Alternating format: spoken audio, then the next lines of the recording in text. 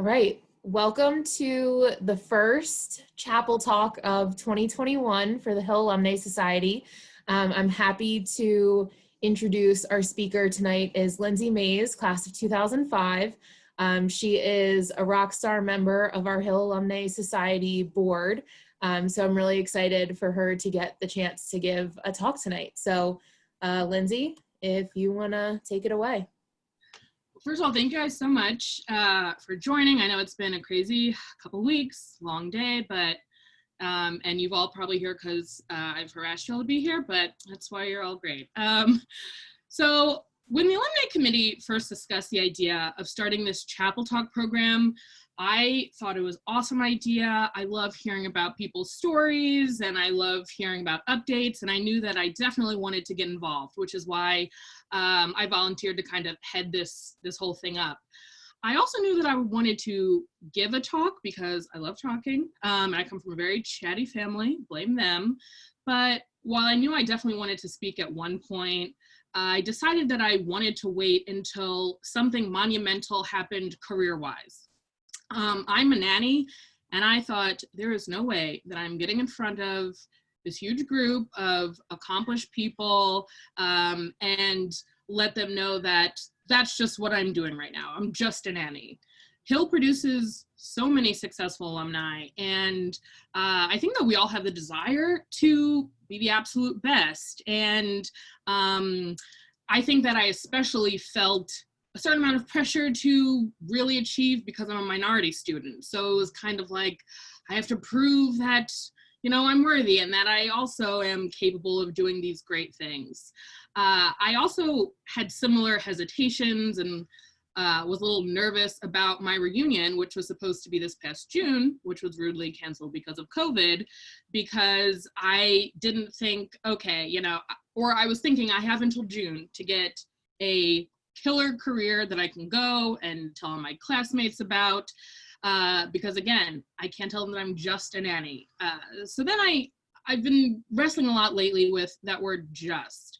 You know, like, why is it that what I'm currently doing is not enough? Why do I need to diminish all of the hard, rewarding, very difficult and intense career that I'm very gifted at? So, you know, why is there that need to obsessively compare it to the paths of other people? So I will backtrack and go back 15 years to kind of fill you into what I've been doing since graduating in 2005. So I loved my time at Hill and I thrived there. And while most people, I feel like, were pretty ready to leave after graduation, I could have stayed longer. And I think that might be because I came my sophomore year, so I was only there for 3 years. So after graduating, I went to Hobart and William Smith, upstate, and I chose Hobart because out of the many, many schools I was accepted to, 3, it kind of seemed the most like Hill because the buildings look similar and there were a lot of kids in like polo shirts, so I was sold. But I soon found out that, you know, it obviously was not the same experience and it was not for me, it was not a great fit. So then my sophomore year, I decided to transfer and I actually went to UVM, University of Vermont. And I picked UVM because I really liked the small city feel of Burlington. It was really beautiful up there. And also my best friend at the time was also transferring there. Unfortunately, my first year there, we had a falling out. And so, you know, that friendship was no longer.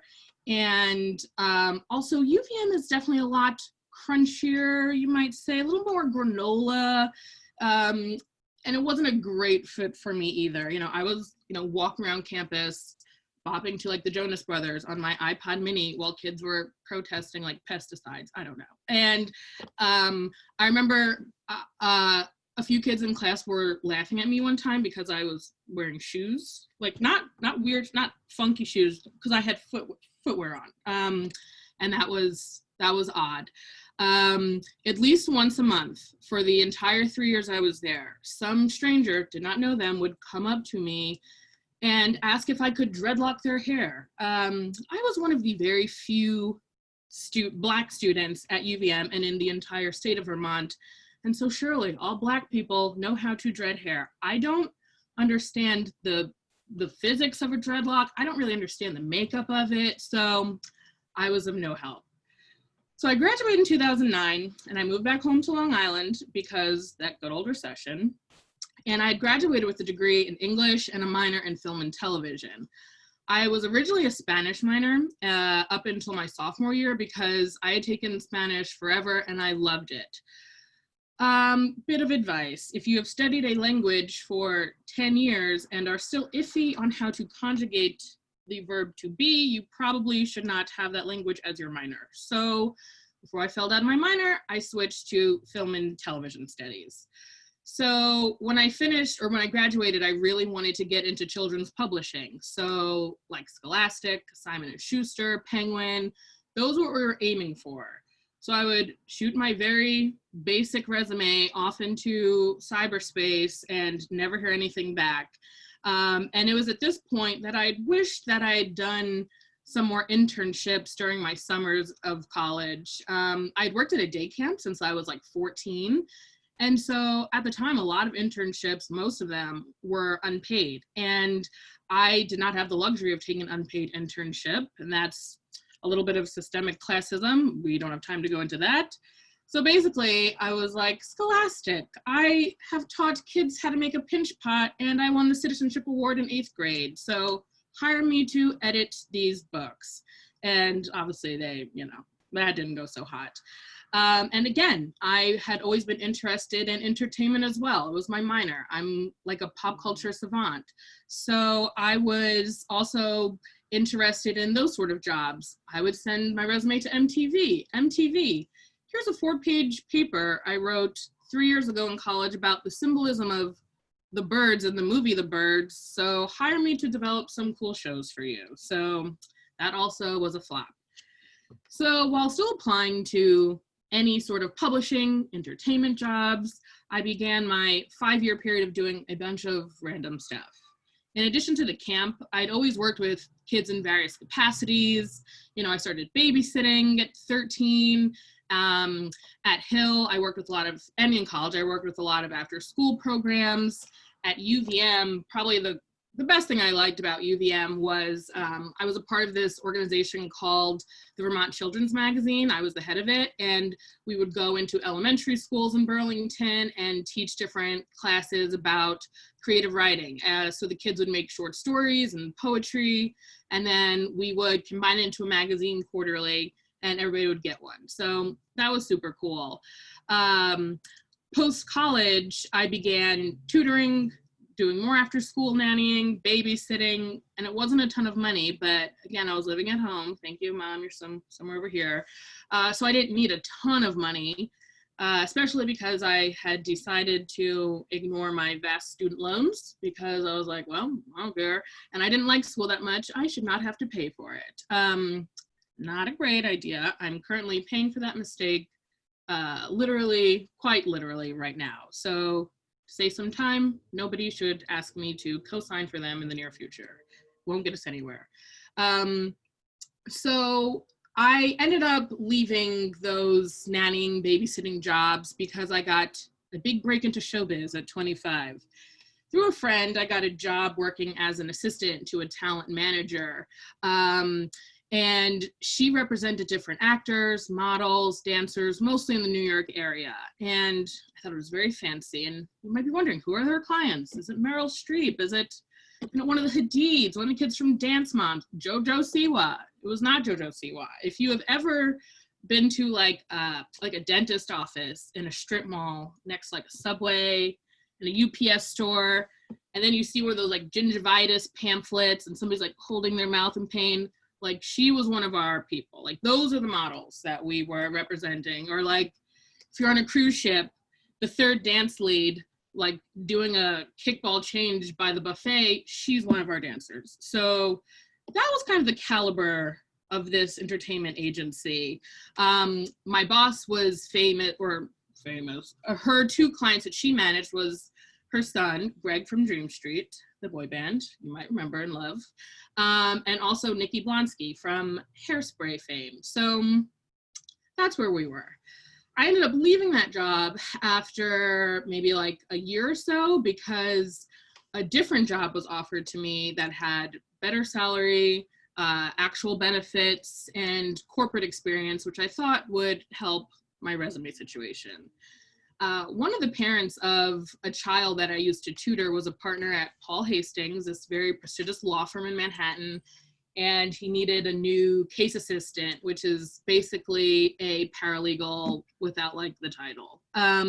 He worked in the financial real estate department, and if there are three things I know nothing about and don't really care about, it's finances, real estate, and law. So it's great. But I worked there because I knew it would be really great experience. And again, my first kind of corporate experience.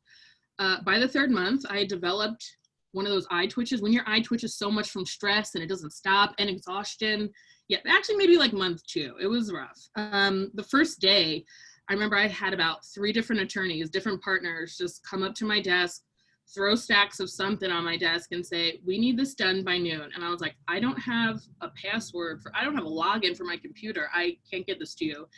It was literally, I was Christina Applegate from Don't Tell Mom the Babysitter's Dead. Like just faking it till I make it, but I never really made it. Like I never had that level of success that she at least did for a little bit. You know, if I had papers I didn't know what to do with, I would shove them behind like the radiator, hoping I didn't burn down the whole building. So it was not great.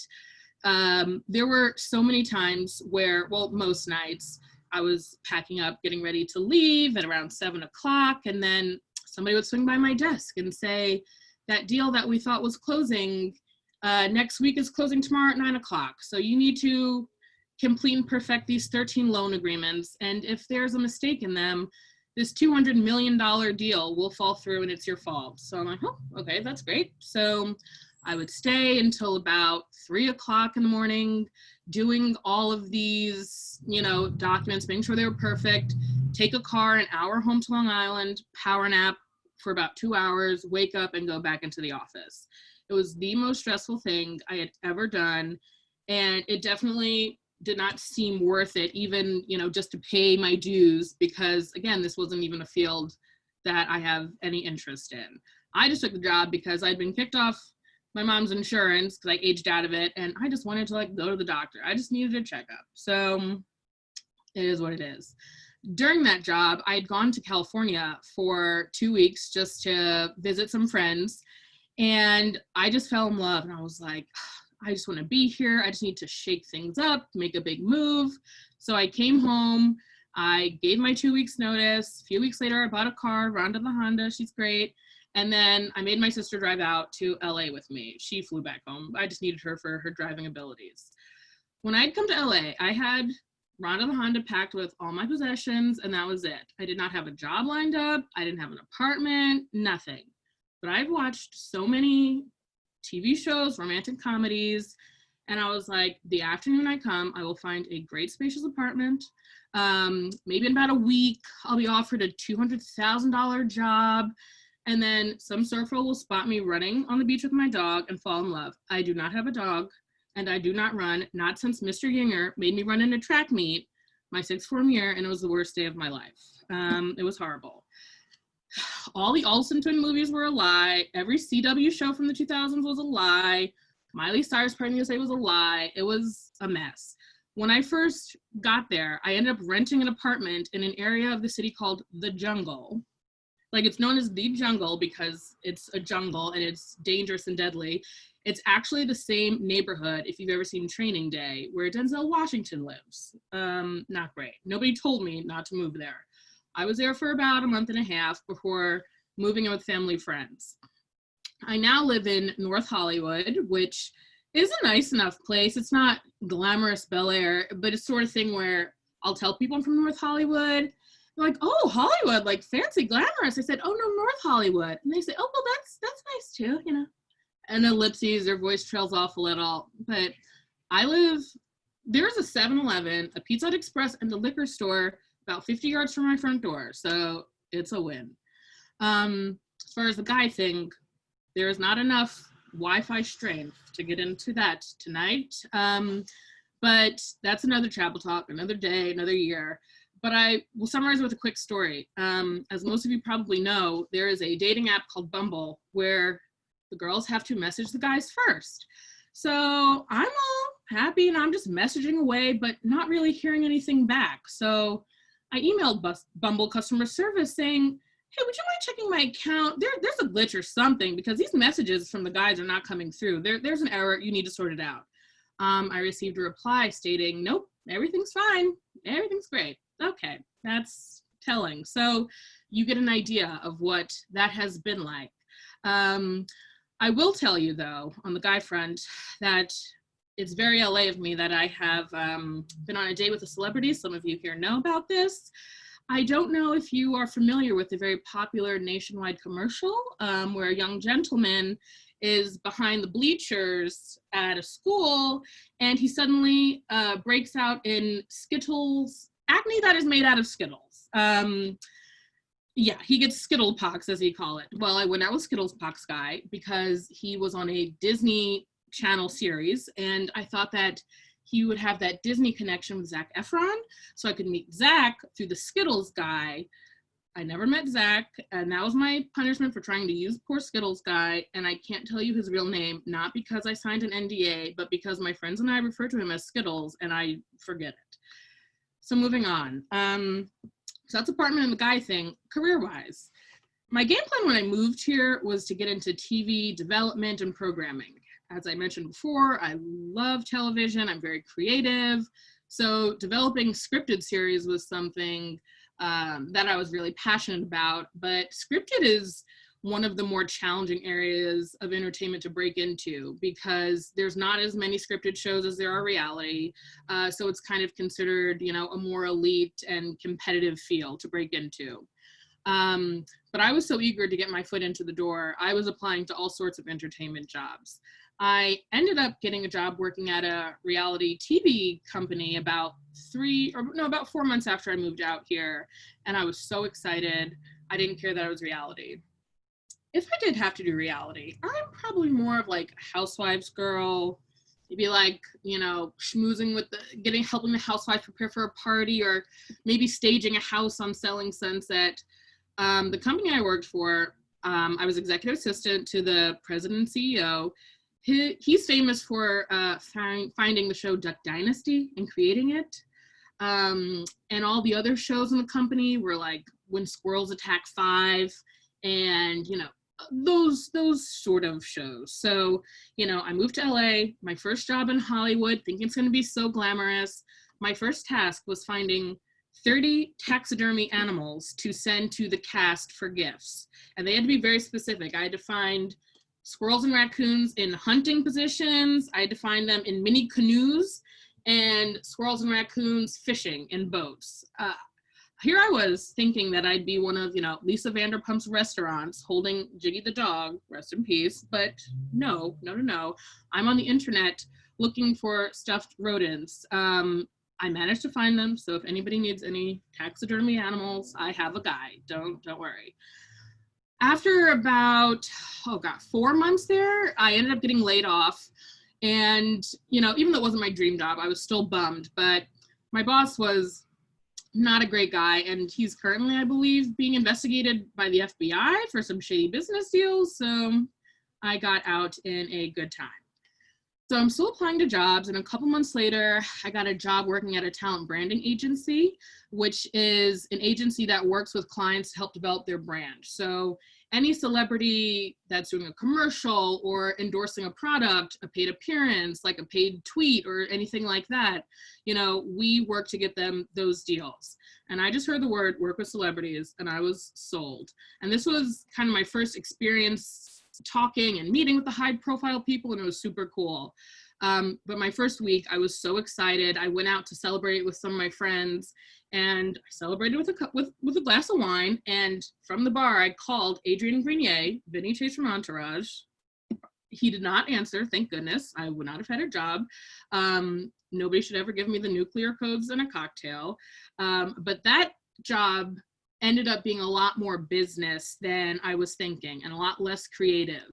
I spent most of my days just doing contracts and data entry. And also in that position, I was technically like a junior agent. And I realized very quickly that the agent life is not for me. They are just very cutthroat, 24/7, business-minded.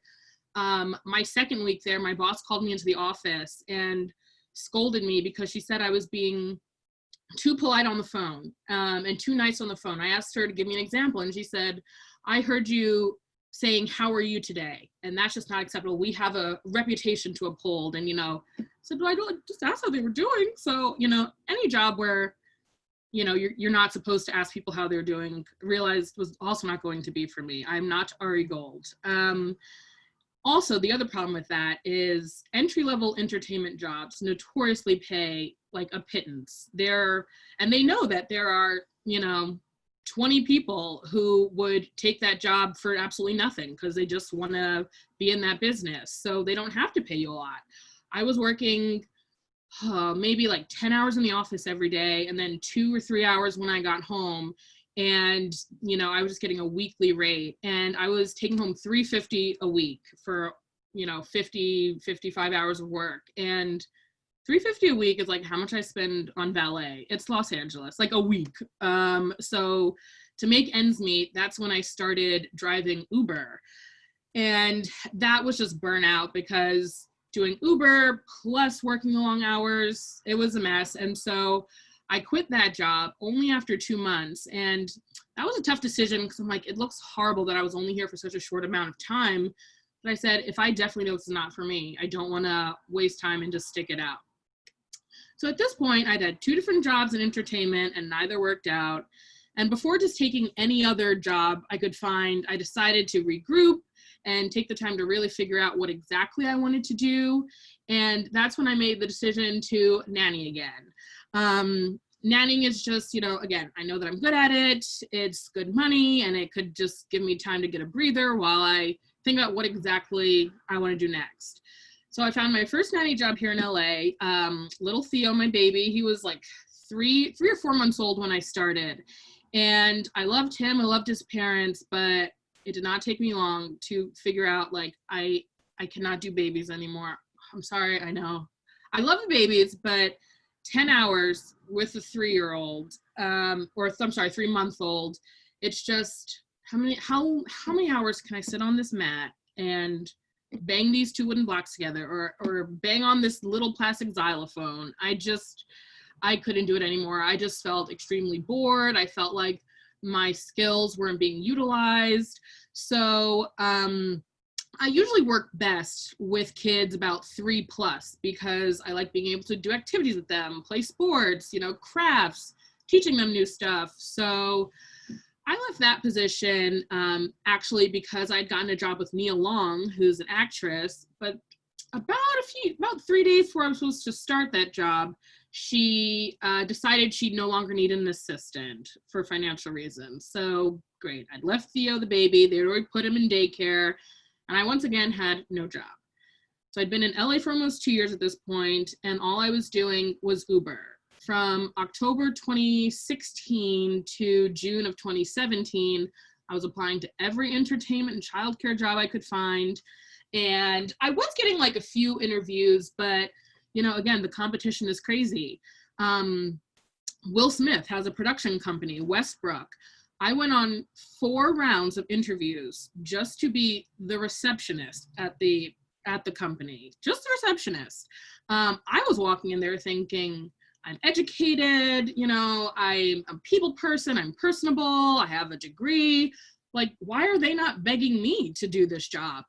So, but no, I went all these rounds, and the last round, they told me, okay, thank you so much. We'll give you a call. We have about 29 other people to see, so we'll let you know. So I said, and this was just, again, the final round. So at one point, there were a lot more than 30 people who were interviewing just for the receptionist job. So, the numbers are against you no matter how well you know that you can do a job.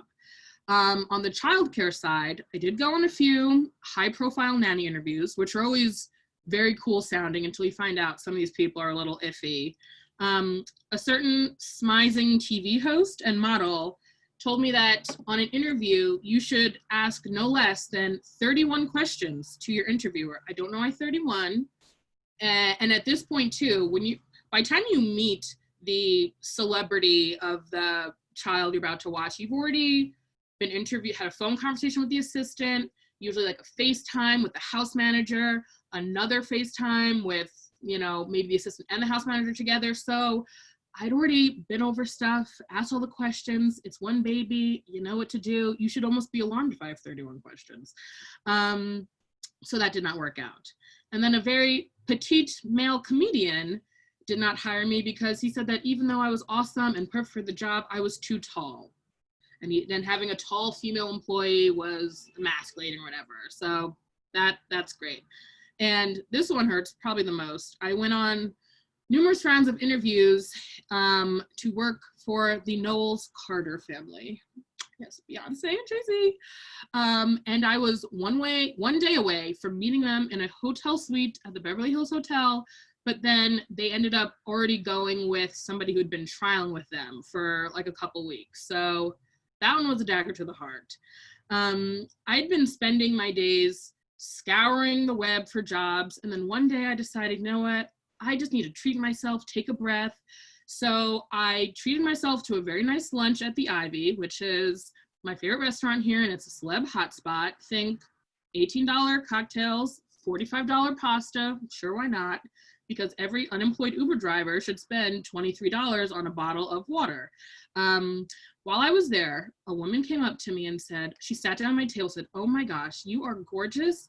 I have a friend who is designing a plus size clothing line, and I want to send him your photos to be one of his models." I was like, what? I was like, is this happening? She then proceeded to take all these photos of me in the restaurant and send them to her friend. It turns out it was Aaron Sorkin's ex-wife. Aaron Sorkin, the creator of The West Wing. He wrote Few Good Men, The Social Network, Moneyball. So I was like, this is my LA story. I'm eating lunch alone. And then I was just discovered on a Tuesday. I thought I was Giselle. For the next maybe 10 days or so, I did not apply to one job. I unbookmarked Indeed and Monster from my like bookmarks bar. I called my temp job lady and was like, remove me from your roster. You are of no need anymore because I'm now a famous model. After about 7 to 10 days, I never heard from Aaron Sorkin's ex-wife's friend. So I thought maybe I should dust off that Indeed login info and hit the streets again. So then in June of 2017, I got a job as a nanny and a house manager for a family with a 1.5-year-old boy and a 4-year-old autistic girl. And I was told that would be a tough job with long hours and demanding parents, and those were all very correct. I would work about 14-hour days, spend the night twice a week, and run every aspect of their lives. I was there for almost 3 years, up until this past February. And even though it was an extremely toxic environment, I stayed because of the kids and because of the golden handcuffs that often come with nannying. You know, at the branding agency, I was taking home $350 a week. And then when I started with this family, I was taking home like $300 a day cash. So in my head, I was like, I know I need to get out. The longer I stay here and the less I actually, you know, do something in my field, it's going to be harder to get a job. But I was like, you know, it's really nice not having to stress about paying rent, and I can fly home to New York whenever I want to see my parents. And, you know, I can buy like the real actual fish from Whole Foods, not like the fish tank fish. So I left that job in February, and I was thinking more about what I wanted to do. And I was like, I have a fresh start and endless possibilities. Those possibilities last about 11 days until COVID hit. But for those 11 days, the world was my oyster and things were going great. I still enjoyed the idea of getting into television, but I only wanted to take a job that I loved so that it wasn't just another 3-4 month thing. I was talking to a friend who was in event planning because I thought that could be something great for me. As you all might remember, I was vice president of the Student Activities Committee in my 6th form year. Jordan Leggett was the president, whatever. So after taking the summer off from job hunting in October, I decided to, the job hunting or the event planning, obviously event planning in March became the most useless career in the world. So that was out the window. So then in October, I started job hunting again, and I'm currently tutoring and Zoom proctoring for an 11-year-old while I figure out my next step. And here I am. Okay. So since graduating from Hill, I'd been a nanny, a babysitter, which are very different things, a house manager, tutor, camp counselor, camp administrator, financial real estate legal assistant, reality TV assistant, a junior agent, an assistant in a management company, a model for 45 minutes, and an Uber driver. Nannying has always been my primary job, but again, that word that I mentioned before, just, always pops up when I tell people what I do. Oh, I'm just nannying at the moment. Like, I'm always sure to throw in the at the moment so they know that this is not my career, you know, this isn't what my permanent job. It's just something I'm doing for right now. I'm not the help. I would never be just the help. It's just something that I'm good at that, you know, is paying well at the moment.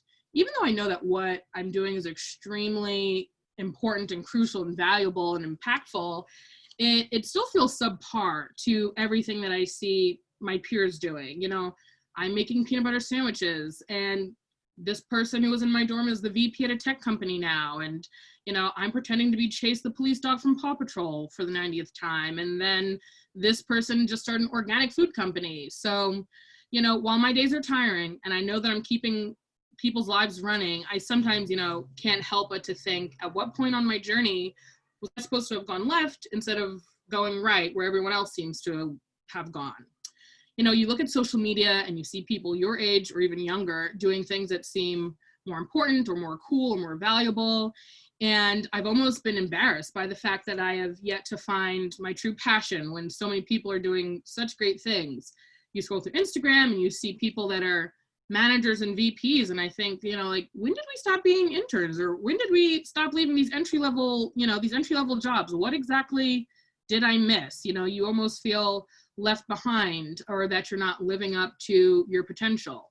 You start doubting yourself. Should I have done those internships? Should I have majored in something more useful than English? Should I go back to school and get an accounting degree, even though my last dalliance into math was when I was kicked out of Calc my sixth form year because I was bad at it, and I was sent to go to Mr. Walter's Vietnam War class with all the PGs. I didn't fight it because we know I love a PG. So long story short, math, that's not going to work.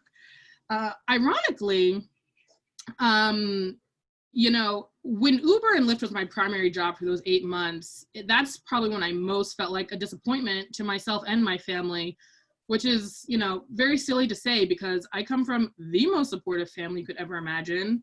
And I do not exaggerate when I say that my dad has never been more proud of me than when I was driving Uber. You know, I would call him and say, oh, Dad, like, you know, I was driving someone today and I had to get an oil change, and he'd yell to his guys like, hey, Lindsay, you had to go to Pep Boys. How cool is that? And I'm like, no, it's not cool. Or I'd call, oh, Dad, you know, I was picking people up from a wedding and somebody vomited in my car. Oh, wow, you got to drive a wedding party and they vomited? That's such a cool story to tell. No, sir, this is not cool. I mean, again, better than the alternative, but I was like, okay, you spent how many thousands upon thousands of dollars on 12 years of a private school education, and, you know, you're excited I'm at Pep Boys, but whatever. I'm just saying that oftentimes people stress about not being where they thought they would be because of pressure from their loved ones. But I feel like I'm on the opposite side of the spectrum because, you know, I think part of the reason I stress so much is because my parents and my sister and my family are so great. So I want to try extra hard to,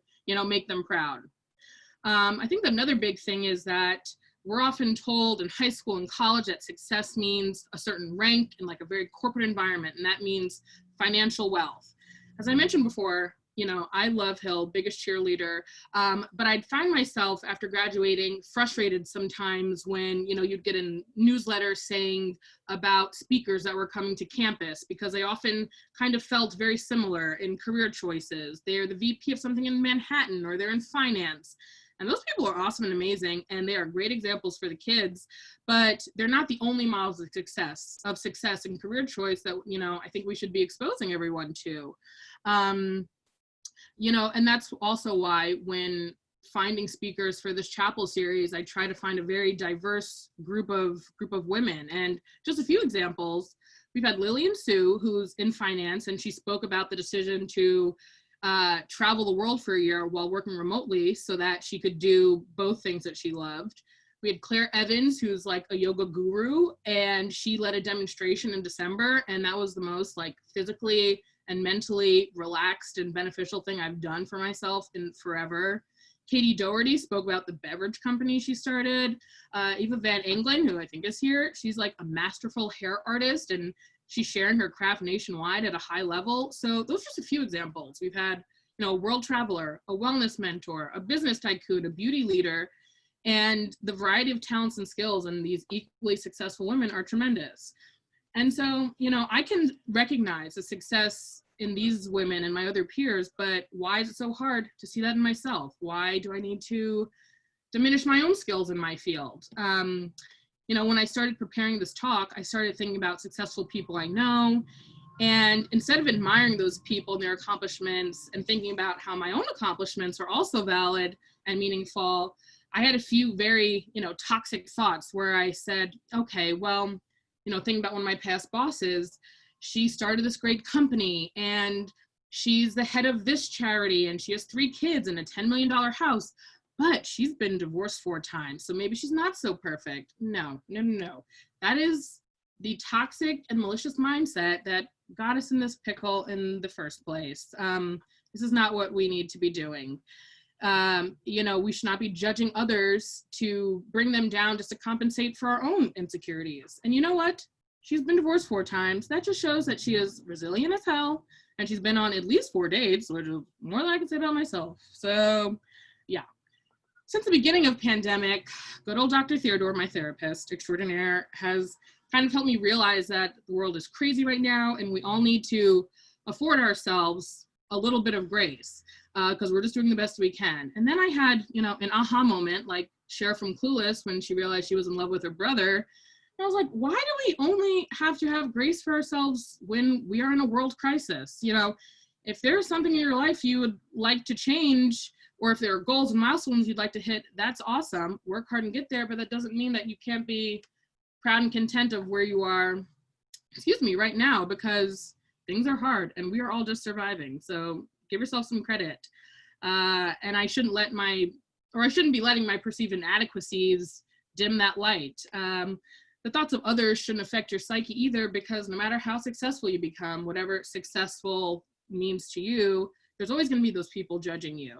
During the Olympics 4 years ago, I heard so many people question whether Simone Biles was actually as amazing as everyone was hyping her up to be, because yeah, she won those 4 golds, but she also won a bronze. So maybe she's not that great. Maybe she should hit the gym some more. Okay, sir, you sprained your ankle eating a hot Cheeto on your couch. Don't talk about Simone Biles' bronze medal.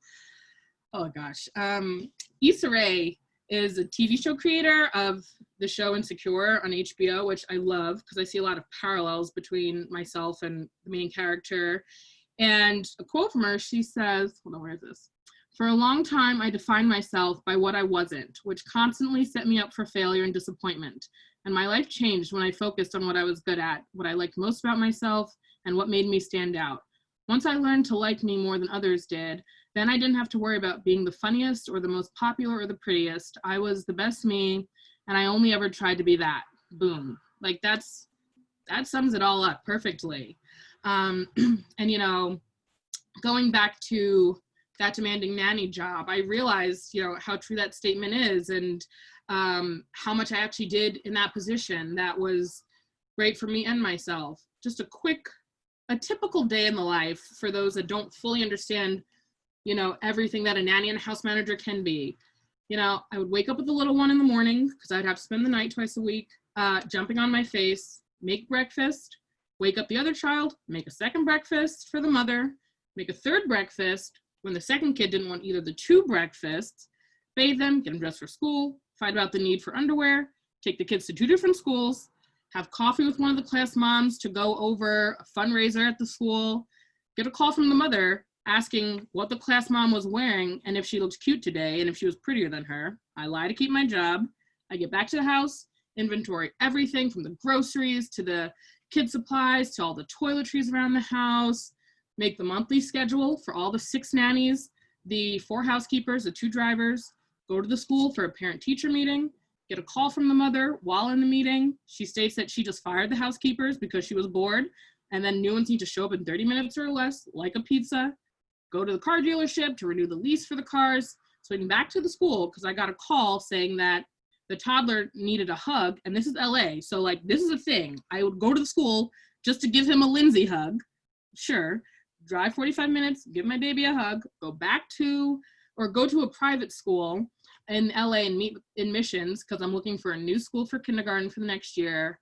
Get a call from the mother that she wants to get a manicure, pedicure, massage, facial, lipo, head transplant that afternoon. Make it happen. Go to the house to interview new nannies because they drop like flies. Pick up one kid from the school, drop him off with the other nanny, go back, pick up the other kid, take her to her behavioral therapist. While she's in that therapy, I'm in the car on my phone with her speech therapist and her occupational therapist, getting a rundown of her progress. Take her home, cook and serve dinner, bathe, fight about TV time, clean up the entire house, put the kids to bed, create a very detailed write-up of the therapist's reports so that I can send them to the other nannies so that we're on the same page as far as what her needs are. Organize all the rooms, go take care of the mom's whole suite, leave at around 9, and then get a call on the way home from the mom asking where her underwear is. I say it's in the underwear drawer. She asks what underwear drawer. I said, the drawer with the underwear in it. She says, how will I know? It's the one with the underwear in it. Get off the phone. Try to fall asleep, but then wake up in a panic because I forgot to remind the overnight nanny that Sophia had lost a tooth and she needs to put $1 under the pillow. Then I finally go to sleep and repeat the next day. This is just an example of, how much, and there's a lot of people in the Zoom who have heard me talk about this for a year, so they can attest that this is very factual. This is just showing how vital that people in any role, this is why it's not babysitting. I'm helping these kids, I'm seeing their developments, I'm seeing their milestones, which are just such an extremely rewarding thing. And working with children, you can't really measure it's just rewarding enough that it can't be measured by net worth or anything like that, or linked to certain specific accomplishments. The bond you're forming with them is a lasting impact that you'll have, forever. Even just this upcoming Friday, I'm going on a beach walk with this 18-year-old who I nannied when she was 7, and she just moved here for college. And we're still close, and her parents put me as her emergency contact for school. And, once school campus opens up again, I'm going to be at those frat parties in disguise, making sure she's okay, and it's that sort of bond years later that is still there. So I'm almost done. So all this is just to say that I'm working on and learning how to have more pride in whatever I'm doing, because whether I'm modeling for that fashion line, which never happened, I like to say it didn't happen, or if I'm, changing somebody's diaper, I have worth, and what I'm doing is important, and I'm enough, and I'm evolving and growing, but that doesn't mean that where I'm now isn't okay, and trying to compare myself to everyone and not feeling that shame that I'm not where I projected myself to be at this time is something that I still definitely grapple with daily, but it's definitely gotten easy. And maybe I'll never nanny again. Maybe the next 5 years, maybe I'll become an LA statistic and nanny for a celebrity family and then marry the dad. We'll see. But I will be sure to keep you all updated, and hopefully most of you, help people. Hopefully I'll see you soon. And the others on here, thank you so much for just listening to me ramble. So, oh wait, actually, I have a photo. Oh wait.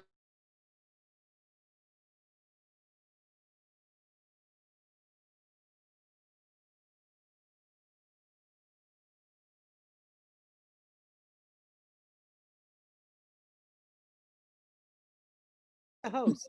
Does Allie is the host. Give you co-hosting capabilities, then Thank you, Mother. Yes. Is everybody still on?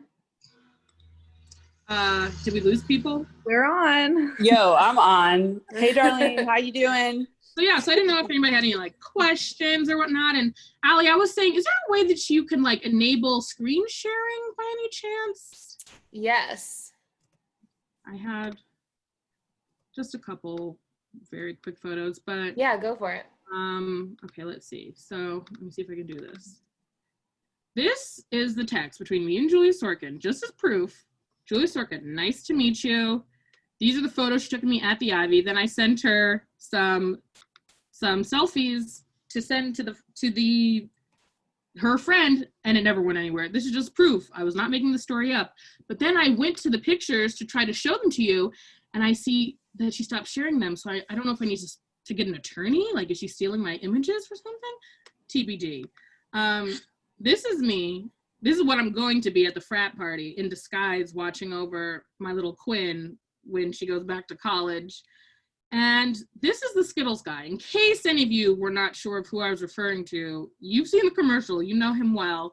And proof that I know him, this is us FaceTiming on St. Patrick's Day. So yeah, that's just, I thought those were just some key images just to really seal, send my point home. But yeah, so that's all I have. I know I talk so long. That's the condensed version. But if anyone has questions, comments, concerns. Thank you so much, Lynn. That was amazing. I laughed so hard that my computer was telling me that I was on mute. But I'm gonna stop recording now so we can do a free for